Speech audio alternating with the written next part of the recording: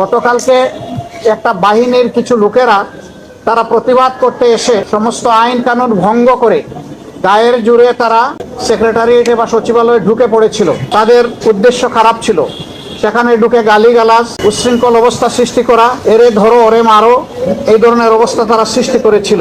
যারা ত্যাগ এবং তিতিক্ষা, যারা নিজের জীবন দিয়ে বুকের রক্ত দিয়ে সামনের সারিতে থেকে লড়াই করেছে, তারা যখন শুনেছে দেশকে অস্থির করার জন্য এই ধরনের একটা পদক্ষেপ নেওয়া হয়েছে, তারা এসেছিল ছুটে তাদেরকে শান্ত করার জন্য, বোঝানোর জন্য। এই যারা দরদ নিয়ে তাদের পাশে এসেছিল, এই লোকগুলো, এই বাহিনীর লোকগুলা তাদের গায়ে হাত তুলেছে, তাদেরকে মারধর করেছে। আপনারা এটা দেখেছেন এবং আপনারা এটা জেনেছেন। আপনাদের মাধ্যমেই আমাদের জানার সুযোগ হয়েছে, মিডিয়া আপনারা তুলে ধরেছেন। তারা অনেক ধৈর্য ধরেছে, কিন্তু যখন দেখেছে যে সবকিছু সীমা ছাড়িয়ে যাচ্ছে, সীমা লঙ্ঘন করছে, তারা রাষ্ট্রের ব্যবস্থাকেই ভেঙে দিতে চায়, চুরমার করে দিতে চায়, তখন বাধ্য হয়ে তারা এদেরকে প্রতিরোধ করেছে এবং প্রতিরোধের মুখে তারা পালিয়েও যায়। এই সময়টাই তারা হাসনাত আব্দুল্লাহ সহ আরো অনেকের উপরে হামলা করে। এখানে চিকিৎসাধীন কমপক্ষে 3 জন আছেন, গুরুতর আহত হয়েছে। আমরা দেখতে এসেছিলাম, 2 জনকে অস্ত্রোপচারের জন্য ওটিতে নেওয়া হবে, ডিস্টার্ব হবে জেনে আমরা ওইদিকে যাইনি। আমরা শুধু হাসনাত আব্দুল্লাহকেই দেখে এসেছি। আলহামদুলিল্লাহ, যতটুকু দেখেছি সে আশঙ্কা মুক্ত, বাকিটা আল্লাহ ভালো জানেন। আমরা দোয়া করি আল্লাহ যেন তাকে সুস্থতার পূর্ণ নিয়ামত দান করে।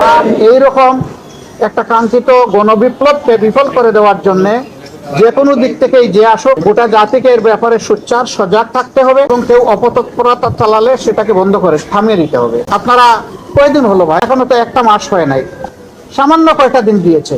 আর জমানো সমস্ত দাবি দেওয়া নিয়ে সবাই এখন রাস্তায় নেমে গেছে। যারা এখন সরকারে বসেছেন তারা দেশটা গুছাবেন কিভাবে? এতদিন আপনাদের দাবি দেওয়া কোথায়? এই দাবি দেওয়াগুলো এতদিন করলেন না কেন? এখন এরা দায়িত্ব নিয়েছে জনগণের অনুরোধ, তারা তো ইচ্ছা করে এখানে আসেনি। এদেরকে যদি সহযোগিতা না করে এইভাবে ব্যতিব্যস্ত করে তোলা হয়, তাই রাষ্ট্র পুনর্গঠন এবং মেরামতের যে কাজটা, এটা তো তারা করতে পারবে না। এখানে সকলের দায়িত্বশীল আচরণ আমরা আশা করি। যার যার দাবি আছে একটু ধৈর্য ধরেন। 15.5 বছর যদি ধৈর্য ধরতে পারেন, 2-1 মাস একটু ধৈর্য ধরে ওনারা একটু ঘুচে আনুক, তারপরে আপনারা স্বাভাবিকভাবে নিয়মতান্ত্রিকভাবে আপনাদের দাবিগুলা তুলে ধরেন। সেইটা করতে গিয়ে আপনারা সচিবালয়ে ঢুকে পড়বেন, আপনারা বিশৃঙ্খল অবস্থা সৃষ্টি করবেন, এটা তো দেশের জনগণ মেনে নেয়। আপনারা দেশের জনগণের বিপক্ষে দাঁড়াতে চাচ্ছেন, এরকম যারা দুঃসাহস দেখাবে জনগণ কিন্তু তাদেরকে ক্ষমা করবে না। আমরা আশা করব যে তাদের সকলের শুভবুদ্ধির উদয় হবে এবং কারো উস্কানিতে, ষড়যন্ত্রে তারা পা দেবে না। নিজের বিবেক অনুযায়ী চলবে, দেশকে ভালোবাসবে, তারাও দেশের পুনর্গঠনে নিজেরা দায়িত্বশীল ভূমিকা পালন করে। সকলের কাছে সেই দায়িত্বশীল আচরণ আশা করি। আপনাদের সকলকে ধন্যবাদ। গতকাল